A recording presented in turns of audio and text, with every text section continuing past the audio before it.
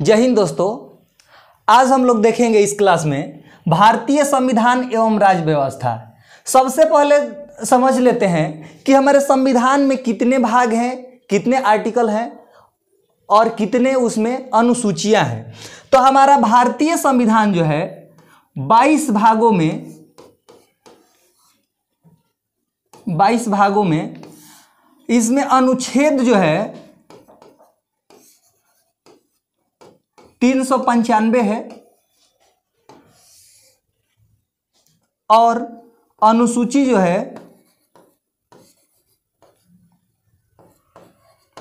12 है।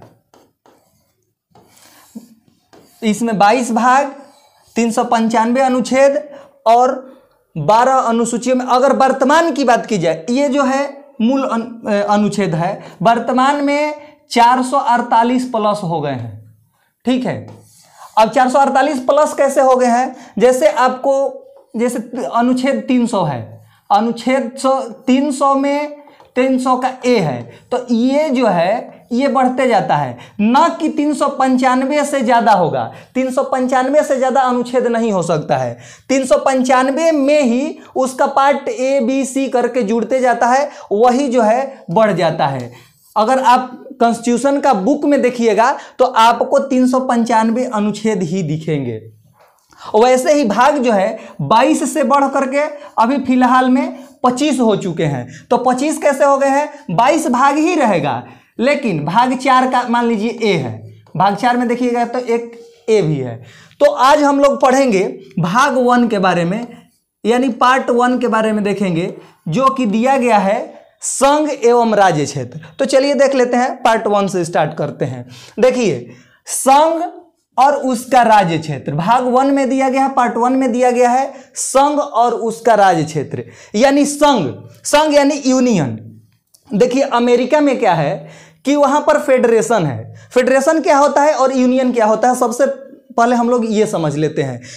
यूनियन जो है वो हमारा जो इंडिया का जो राज्य है, कभी भी अगर वो चाहे तो, जैसे जम्मू कश्मीर है, जम्मू कश्मीर को छोड़ देते हैं, जम्मू कश्मीर भी अब पहले जो है 370 और 35 ए, ये भारतीय संविधान में ऐसा आर्टिकल था जिसके तहत जम्मू और कश्मीर जो है हमारे कॉन्स्टिट्यूशन के कुछ रूल को फॉलो नहीं कर रहा था, लेकिन अब जो है इसे हटा दिया गया है।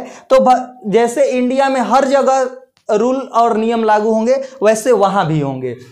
लेकिन मान लीजिए दूसरे स्टेट को ले लेते हैं, मान लीजिए पश्चिम बंगाल है या कोई भी स्टेट है, अगर चाहे तो वो भारत से अलग नहीं रह सकता है। अगर कोई भी स्टेट चाहता है तो वो अलग नहीं रह सकता है, वही हो जाता है union.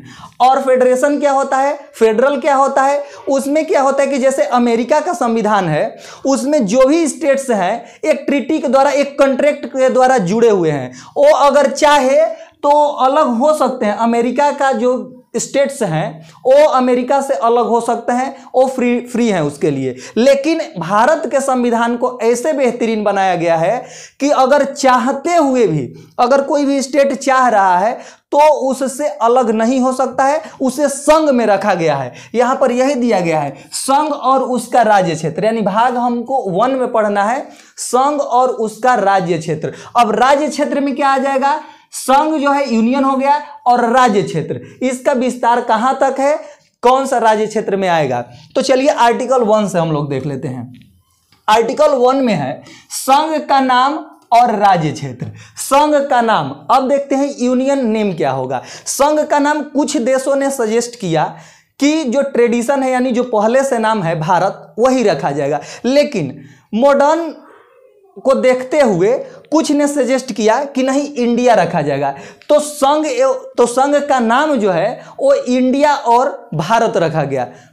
India date is Bharat, यानी इंडिया और भारत। अब राज्य क्षेत्र में देखते हैं। राज्य क्षेत्र में क्या है कि राज्य क्या क्षेत्र, उसके बाद जो संघ का राज्य क्षेत्र है, राज्य क्षेत्र, संघ का राज्य क्षेत्र, उसके बाद भारत जो है अर्जित किया हुआ राज्य क्षेत्र।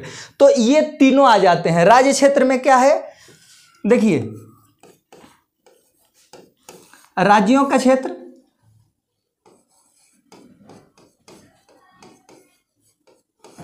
उसके बाद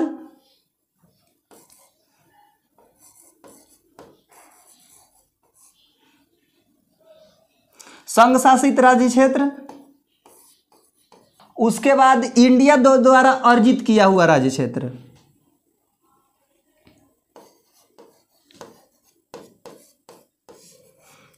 देखिए राज्य क्षेत्र में, राज्यों के क्षेत्र में जो संघ शासित यानी केंद्र शासित जो प्रदेश है उसको नहीं रखा गया है, ये अलग हो जाएगा, ये अलग है। और अर्जित किया हुआ, अर्जित किया हुआ क्या है कि जैसे सिक्किम है, ये आर्टिकल 2 में दिया गया है अर्जित किया हुआ क्षेत्र, इसमें ये सिर्फ पढ़ना है संघ का नाम और राज्य क्षेत्र। राज्य क्षेत्र कहाँ तक होगा, जो भारत अर्जित करेगा इन फ्यूचर में भी अगर अर्जित कर रहा है, जैसे पीओके है हमारा, वो तो वैसे भारत का अभिन्न अंग है, लेकिन मान लीजिए कि जैसे सिक्किम हुआ हमारे अंदर में मिला, तो आइए आर्टिकल 2 देखते हैं। आर्टिकल 2 में दिया गया नए राज्यों का प्रवेश या स्थापना। नए राज्यों का प्रवेश क्या है, नए राज्यों का प्रवेश मीन्स जैसे सिक्किम राज्य है, देखिए यहां पर सिक्किम है, तो ये जो है 36वां संशोधन में, संविधान का 36वां संशोधन जो है ये किया गया था 1975 में। इसी संशोधन के द्वारा ये क्षेत्र जो है, ये जो सिक्किम है उसको भारत के राज्य क्षेत्र में मिलाया गया। तो आर्टिकल 2 के तहत किसी भी राज्य को राज्य क्षेत्र में मिलाना होगा, यानी उसको राज्य बनाना होगा, तो आर्टिकल 2 के तहत ही उसको मिलाया जा सकता है, उसे अपने अंदर लिया जा सकता है। अब देख लेते हैं आर्टिकल 3 में क्या दिया गया है। आर्टिकल 3 में दिया गया है नए राज्यों का निर्माण और वर्तमान राज्यों के क्षेत्रों और सीमाओं या नामों में परिवर्तन। नए राज्यों का निर्माण, नया राज्य के आर्टिकल 3 के तहत नए राज्य का निर्माण भी किया जा सकता है, या जो पहले से बनाए गए राज्य हैं, जो पहले से है, जैसे कि पूरा हमारा 28 जो राज्य है उसके नाम में भी परिवर्तन किया जा सकता है। आर्टिकल 3 के तहत ही, जैसे मान लीजिए कि अभी आप लोगों ने देखा 2014 में आंध्र प्रदेश से कट करके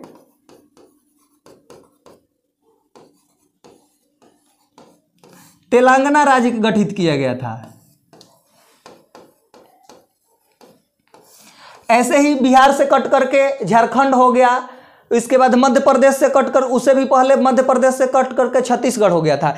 ऐसे ही इस अनुच्छेद के तहत नए राज्यों का निर्माण भी किया जा सकता है और राज्यों के नाम में भी परिवर्तन किया जा सकता है। जैसे मान लीजिए कि उत्तर प्रदेश है, तो उत्तर प्रदेश का नाम भी चेंज किया जा सकता है, और इसमें आर्टिकल 368 यानी संविधान का संशोधन नहीं करना है, इसके लिए संविधान के संशोधन की कोई जरूरत नहीं है। इसमें साधारण बहुमत से अगर संसद चाहे तो इसको क्या कर सकती है, साधारण बहुमत से राज्य को नए राज्य बनाया जा सकता है, राज्य में परिवर्तन किया जा सकता है, या राज्य के नाम को चेंज किया जा सकता है। इसके बाद देख लेते हैं आर्टिकल 4।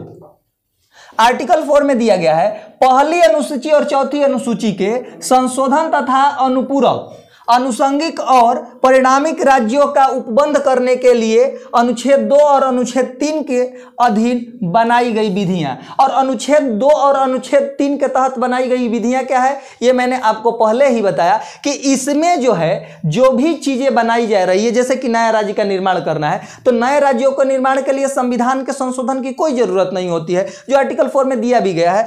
इसमें साधारण बिल पास कर दिया जाएगा अगर संसद चाहे तो। और एक बात सबसे इंपॉर्टेंट ये है कि जिस राज्य के नाम में परिवर्तन करना है या उसके राज्य क्षेत्र में परिवर्तन करना है, मान लीजिए कोई भी राज्य का राज्य क्षेत्र है, अब यहां से मान लीजिए दूसरे राज्य में मिलाना है, उत्तर प्रदेश है, यहां पर मान लीजिए ये पूरा उत्तर प्रदेश है, अब ये उत्तराखंड में इस भाग को देना है, तो यहां इस राज्य से या उत्तराखंड से परमिशन की कोई जरूरत नहीं है। वैसे सलाह लिया जाता है, क्योंकि इसमें अगर सलाह लिया भी जाएगा तो उसके मन से नहीं किया जाएगा।